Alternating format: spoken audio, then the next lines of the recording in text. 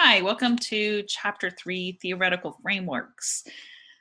Over this week, we are going to really be diving into how we look at intimate relationship through theory. Now, over time, people in the past have had idea of a pattern of how people enter into long-term relationships such as marriage. And I've often thought about intimate relationships in this way, that you were single and then you dated and then you cohabited and then possible marriage. And that's just been recent that we've kind of thrown in the cohabiting. But now it's not as linear. Obviously, we have people that remain single. Some people never date. Cohabiting may be the end result and not always end up in marriage. And oftentimes marriages end in divorce, so people are single for a while. It's a ever evolving thing. There are a couple things I want to bring up in how we interpret data. For example, in the state of Kansas, when we look at our theories, we're often looking at them through a lens of what the statistics tell us. Now, our census that's most current is 2010. We'll have another in 2020. So we see a lot of information prior to 2010 that might have some census analysis to it. This isn't necessarily old data. It's the most accurate data, but there's newer data that may not have as big of a scope. So let's look at the state of Kansas. As a national average, for example, 19.1 out of every 1,000 men get married or got married in 2009. But the census analysis shows in Kansas that 22.1 men per 1,000 tied the knot. I don't have the statistic, unfortunately, of the women who got married in Kansas, but the average across the board nationally in that same year was 17.6 marriages of women per 1,000 nationally, which meant more men got married than women. That's an interesting piece. The extra piece we need to throw in there is that as we're looking at this, more men on average in Kansas get married than on the national average. Now, another statistic is divorce. The Kansas rate's higher as well. Nationwide, 9.2 out of every 1,000 men get divorced. And that was also in 2009. And in Kansas, 10.6 per 1,000 divorced. An average of 9.7 out of every 1,000 women nationwide officially ended their marriages, which means that more women ended their marriages compared to men. And 10.2 per 1,000 in Kansas, which once again is higher than the national average. And so we look at the state of Kansas, just because we're from Emporia State, and this is, a very local statistic. Marriages are at a record low. We just have now 52% of adults 18 and over saying they were joined in wedlock, compared with 57% in 2000. So that's just a recent study as far as 2011. Again, we probably have less even today. The never married included 46.3% of young adults, 25 to 34. And the first time, the share of never married young adults exceeded those who were married at 44.9%. So we have a younger generation that's waiting to marry. And that's an interesting effect on how do our intimate relationships occur, and what are the important aspects of them. Marriage may not be as big of an aspect. So like I said, these statistics are all great, but how do we interpret them? And the answer is theory. And just a reminder, theory is that general explanation of a phenomenon. We're trying to say, okay, what's going on here? And in your brain, you might already be formulating things. For example, you might be, well, we have to wait to get an education and we're not out into the world until we're 25. So why would we get married? Or why would we get married? There's so many divorces, and we've seen people, and I've been part of a family with divorce. Why would I want to do that? These are things that I think come across our brain, and basically you're theorizing when you ask that kind of a question. So let's look at 5 theories that look at what's going on from a particular lens. That's what each one of these are. It's not a correct lens one way or another. You may have one that you like more than the other. Now, one we continually return to in the scientific field is evolutionary perspective. And this says we reproduce basically to save our species. That's basically what it's saying. Our response to what we're doing sexually and attractively and cohabiting and marrying is all about trying to create reproduction. To use this theory is to assume that sexual selection is at work, meaning we're trying to be attracted to the highest level of mates that give us the best rewards, and that we will be able to reproduce children. There are some issues, and we'll talk a little bit about that in a second. This perspective would assume that as life changes, it changes how we love, because if we are changing and choosing not to marry, then maybe we are, not loving the same. Well, that's a tricky question. And there's a video by Dr. Helen Fisher that is in this module that I want you to watch fully and completely. It's very important to this study. Yes, it changes the appearance based on the environment that we're in, but no, we're chemically wired to have relationships. We're just doing them differently. And people are not necessarily, let's say, saying that they're going to go date. They may be exclusively talking. That didn't exist 10 years ago. So evolutionary wise, we may be changing into something, but it's not just about trying to have children. Another thing about this theory is that we are assumed in this theory or through this lens that mate selection is parental investment, that you are really wanting to have children, especially women, to invest in the highest rate of survival. Interestingly enough, women having children in our capitalist environment actually make less money, about $14,000 less a year on average to women who choose not to have children. And so there's a lot of environmental reasons in society that might go against that parental investment. My husband and I chose not to have children. Financially, that probably helped us out over time in certain ways, but there's a lot of different types of ways people are looking at their long-term goal, what it means to live and do their lives of intimacy, and not always have to have children as a result of that. So what are some of the problems with this theory as presented in the United States right now? Well, first of all, mate selection is not always about procreation. We're not always just wanting to make more children. Mate selection is not always about easier patterned lives.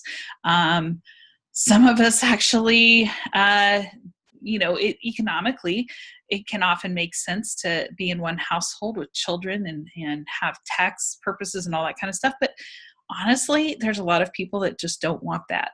And it's not about trying to make our lives easier, which is often what evolutionary theory is about. Mate selection is not always for life. We have multiple mates. There are lots of people that divorce, and there are a lot of people that never marry and have multiple mates. And mate selection is more about love. We just have seen that change over the last 125 years. That introduction of romantic love, especially through media like the movies and our music.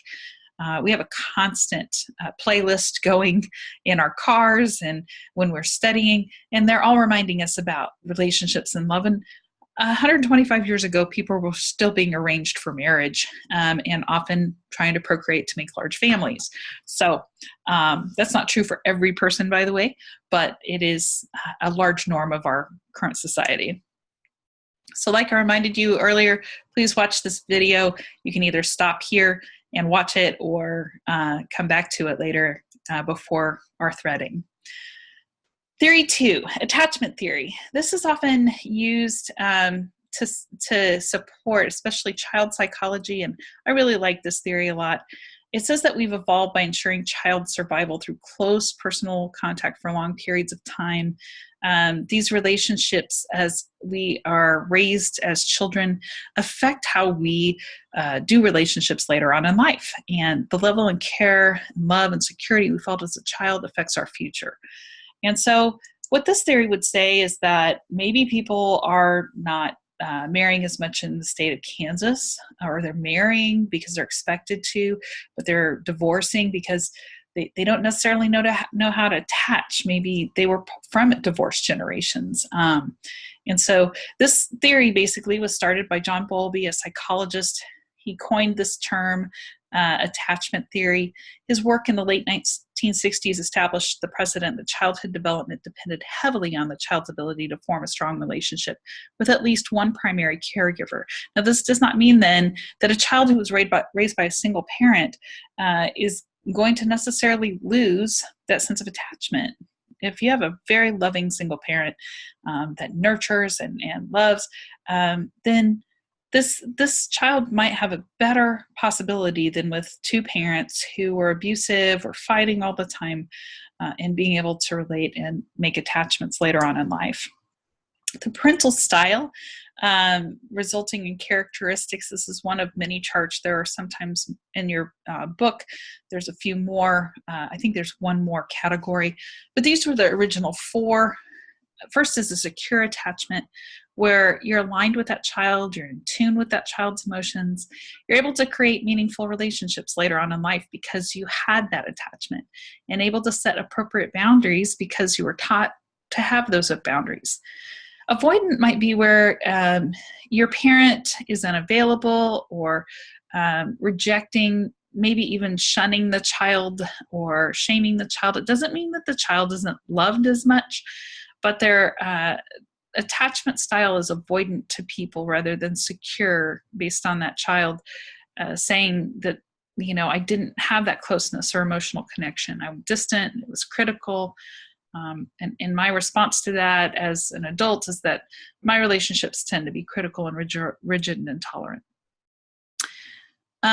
If a parent was inconsistent and sometimes intrusive, not necessarily always able to keep a schedule for the child, always to say that child could count on them, a child might become ambivalent because they themselves can't trust whether or not their parent will come through for them. It's anxious, it's insecure. Sometimes we see this happen in children who have gone through extremely difficult divorce situations with their parent, because they can't necessarily rely on who they're going to stay with, and the controlling, blaming, erratic behavior that they've seen in their parents, they sometimes bring to the table. However, this reaction of the ambivalence can also bring some charm to it. Later on in relationships, people want to act opposite of what they've seen sometimes. So they sometimes are trying to win over people because they've gone through such pain themselves that they don't want to go through it again. And so they win people over, but later on when they get closer in the relationship, sometimes exhibit that anxiousness and insecurity. And finally, if a parent ignored or didn't see a child's needs, basic neglect, it's a disorganized life. That means that later on a child may or may not, but typically could show signs of chaos and explosive, abusive, untrusting kind of relationship. Now, that's not 100%. There are children that are disorganized that have wonderful, meaningful relationships, and there are sometimes secure attachments that this person is anxious and insecure. But this would be, once again, looking at the patterns over time. The textbook would say secure attachment style, preoccupied attachment style, dismissing, avoidant attachment style, and fearful attachment style. And they're basically the same. Social exchange theory is our third theory, and it means that in this world we do a give and take. People, both partners especially, whether it be friends, whether it be family, are trying to maximize their outcomes for the exchange of social goods like status, approval, information. This happens in our intimate relationships. You may date somebody that may have more income, or maybe as a teenager, we often see, for example, students date because somebody has a car, and they may not necessarily like that person very much, or they like them a little bit, but the car is really what they're wanting, is being out of the house. And so that's how social exchange theory works, is there's sometimes a give and take. So we have to recognize that this theory involves concepts of reward. It's also that you have some costs along with it, because to make this lens work, you have to see what are the rewards for this person and what are the costs for this person for example, going through divorce and marriage in Kansas again, the rewards of the initial marriage may have been, meeting societal expectations. But the costs might be that these people were not necessarily wanting to be married. It was kind of a thing. Maybe if you're from a small town and there's a high expectation of marriage, they got out in the world by themselves, and the cost really wasn't worth it to be accepted by the society that they grew up in. So oftentimes they'll divorce. And interestingly enough, in Kansas, we've gotten used to divorce. And so those costs don't necessarily cost as much as they used to. We build our relationships by wanting to belong, be ourselves, be with somebody else. So I often tell people about this point, when we're asking these questions in theory, what is it that people are wanting? Even though social exchange may make sense, if you're not able to be yourself, or you're not necessarily feeling like you belong, that reward may not be worth it for you. So mostly when we build relationships in these times, evolutionary wise, I'd say this is what we're talking about when we talk about love, that we really want to be ourselves and belong with people, and to be with somebody else that recognizes that.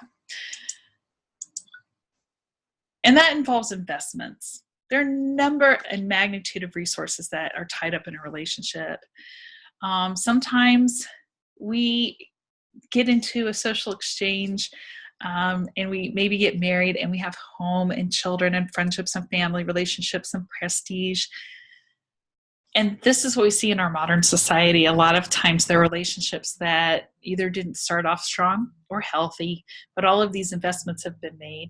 And so a person may weigh out in social exchange theory, even if they're not happy, whether it's worth giving up all of these other investments that have been made for this long lifetime journey. Social exchange theory also considers the level of commitment based on satisfaction.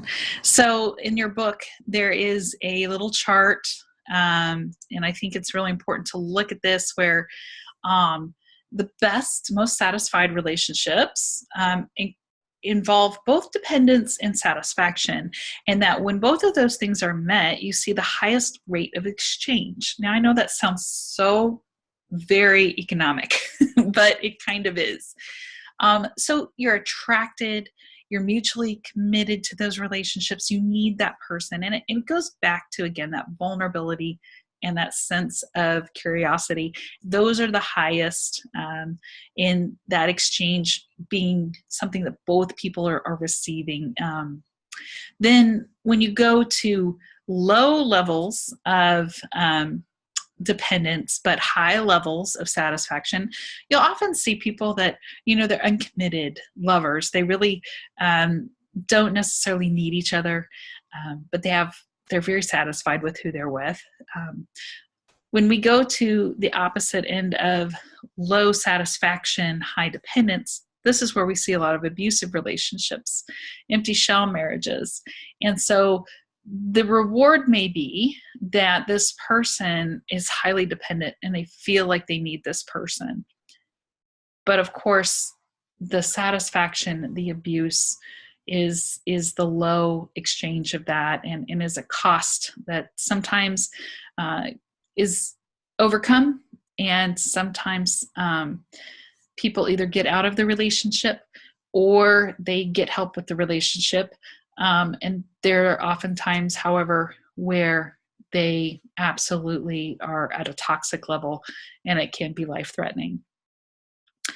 Finally, when it's low satisfaction, low dependence, these people aren't going to stay together. They're strangers. They're pairs that are not now dissolved, and they're heading off to something different. And so in social exchange, it would basically be these people aren't getting anything out of it.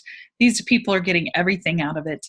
These folks are, one of them probably assumes that they're getting something out of it, or it can be a toxic, negative relationship.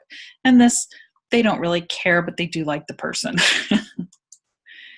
So what it looks like in social exchange is that commitment is what you're looking for, is that highest level of commitment through satisfaction and dependence. Independence is not a negative word. It's once again saying that you trust and you're vulnerable with those people.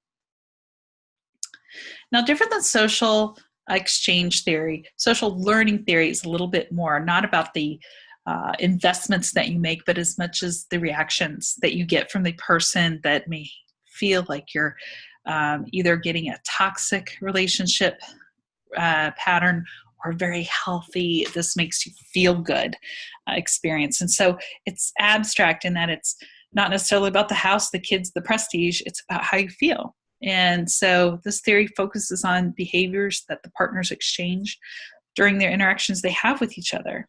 So for the first one, these two people are loving each other and getting something out of it, and you see that big smile. Sometimes the exchange that is negative, and we've all seen bickering couples or bickering partners and bickering friends that they get something out of that. These are the things, though, at the opposite behaviors that we see in social learning. First, you learn to react to what it is you're receiving, and it's based on these spectrums, whether it's affection or criticism, touching or not touching, smiling or frowning, or reward or punishment. These opposite behaviors are what is pushing that relationship. Whereas social exchange theory emphasizes what an individual deems good or bad, social learning theory emphasizes rewarding or punishing behaviors and how we react to that. Once again, that can tie into attachment theory. Some people who feel like punishing is normal might find themselves finding that behavior what they're in with social learning. The more rewarding and positive, however, that the behavior is, the higher quality of the relationship, very similar to social exchange. The health of a relationship may be distressed from too much negative exchange or satisfying from healthy amounts of positive change. And this is kind of on this spectrum where you can see too much negativity. And for example, when we look at our own families, sometimes you see times where we go through crisis and the negative exchange is at a high, but you may, once going through the crisis, go back to healthy amounts of positive. Too much negative, however, turns to something called negative reciprocity, where one person responds to others' negative behavior with negative behavior, and that becomes a norm. Once again, thinking about those couples that bicker, or somebody who says, well, at least you didn't do this as a compliment, then we see those patterns. And it's something that we definitely want to pay attention to, because despite the fact that people may be sharing the negative reciprocity, they may be intimate with each other. Negative reciprocity can lead to coercion, and this is something that we see happen in relationships. And through the lens of this theory, for example, partners may inadvertently reinforce each other's negative behavior by giving it in only when the partner's negative behavior has grown particularly intense. This is often used in the old theories of wives nagging and husbands finally doing something. And how society used to call that loving. We have all kinds of old 1950s shows where the husband was just this real jerk, and yet she loves him with her whole heart, and part of her life was to coerce him into doing something. The old phrase, make him think that he came up with the idea, is from this type of action. I think that this has changed a lot. I'm going to say also the way in which people are able to express their partnerships, as we see people over time start to look at love in more satisfying, vulnerable, healthy ways, that this is something that's being challenged and that it shouldn't be a norm. This is in the example in the book about how couples learn this interaction behavior, and they sometimes can't get out of it. A lot of times this will come into social if it's something that people can be evolved about, they oftentimes need to get some sort of therapy to get out of that constant cycle. Sometimes that doesn't happen, however, and I want you to especially watch the video by Leslie Morgan Steiner about her abuse story of crazy love. A lot of times people will judge why people stay in relationships especially abusive ones. And the patterns that go along with that go along with a lot of these theories. It might be attachment, it might be social exchange that you look at it through, it may be learned behaviors, it may be how society shames people in that are especially thinking that they're hiding it and getting away with saying, well, it could be worse. These type of things go on deeply in our intimate relationships. And so I highly recommend that you stop and watch that video right now. But if you don't have time right now, make sure to do that before the threading. Finally, sociological theory 5 is it's socio-ecological, where the environment that the couple is in and experiencing that relationship affects everything in the world outside of one's relationship. Now, once again, I'm going to take a little caveat here and say this isn't just about couples. I mean, these all can apply to your families and your friends. So, the environments in which your families are going through, or the environments of the communities that you are living in, all of that affects your relationships. But when we're looking at it through this couple relationship idea, it emphasizes that there are things going on outside the relationship on micro, meso, and macro levels. For example, if people were around with September 11th and they themselves weren't in New York City, but the environment of the country just changed, the way we did flight, the way we saw racism rise, the way we saw fear levels rise, all of that affected many couples. In fact, I think that's one reason a lot of people possibly didn't get married at that time. There was just a really difficult time trusting people. And there's a lot of sociologists that are doing work on that. What goes on in our environments at that macro level can be just as destructive as something that happens at that micro level. Like maybe you lost a job or somebody is ill in the family. These things have an impact on our relationships. And we call these stressors. Here we go back, sorry. Stressors are an event or circumstance that makes demands on a person to respond. So you may not be able to put it off. It's something, for example, one stressor maybe you can deal with. As a student, it might be like, okay, we have finals week, or it might be that you have a huge amount of projects all at once. But then you start adding on, maybe your parents are going through divorce, or your best friend is really addicted to some sort of a chemical substance, or you are in a relationship that's abusive. All of those things are part of that socio-ecological theory.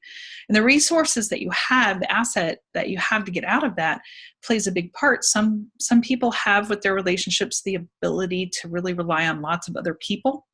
And sometimes you don't have a lot of support. And that's where we see the impact go the worst. And so what happens is how we interpret these stressors, whether it's a challenge because we have enough support from others and people help us get through it. And that indicates that there's health in the relationship, especially if the couple themselves, or if your parents or your siblings or your friends, you're getting through that tough time. That can make all the world of difference, having all those people that you can rely on, vulnerable, curious people in your lives. But if it still causes too much for you, it will end up in what's called stress pileup, the accumulation of stress, and it just is like a domino effect, and it seems to lead to one adverse event after another. And so we study that theory as what are all the intersections causing sometimes divorce? Why are there so many intersections in Kansas? Maybe people are getting divorced, and many are getting divorced more because women are leaving Kansas because they can't get jobs here, or things that constantly cause that stress, or the societal norms are not applying to modern life. So that's basically what we're talking about there. Again, we build relationships by wanting to belong, be with ourselves, be with someone else. I bring us back to this because this single friendships, dating, cohabiting, marrying thing, it can go all into these things, but we basically are trying to look for that in most of our relationships. We got through all 5 theories. I'm very proud of you. I hope if you have any questions, feel free to email me or text or get on the course and reply to an announcement or something. I will try to do as much as I can to help you. Have a great day or night. Take care.